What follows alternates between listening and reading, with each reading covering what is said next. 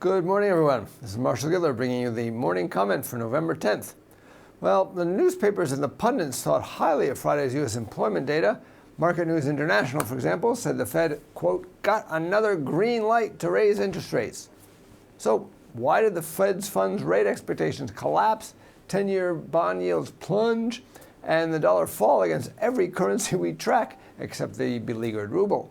I think positioning and international developments were probably key.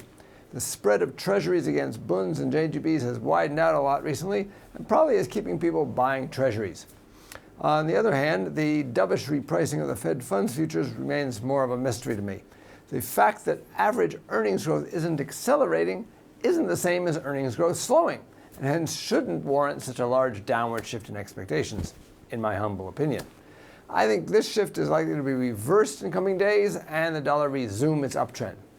As for today's indicators, overnight China announced that its CPI rose at the same pace in October as it did in September, but the PPI, on the other hand, fell at a faster rate of deflation than in September. Now, low inflation in China has implications for inflation worldwide, since it means lower import prices nearly everywhere. That could be particularly negative for the euro. During the European day, the ECB is expected to announce the size of its settled covered bond purchases. In Norway, CPI inflation for October is expected to slow down somewhat. That's likely to keep the Norwegian krone under pressure, in our view. In the U.S., we get the new Labor Market Conditions Index for October. This is a monthly index that draws on a range of data to give a better sense of the employment conditions. The index was at 2.5 in September, so a reading above that should indicate an improving labor market, but it's a bit early to say whether it'll be market affecting. Canada's housing starts for October are also coming out. As for this week as a whole, Wednesday will be a big day for the UK as the employment data and the Bank of England's inflation report, which includes new economic forecasts, are both coming out. Friday's preliminary Q3 GDP figures for the Eurozone will be the big Eurozone indicator for the week.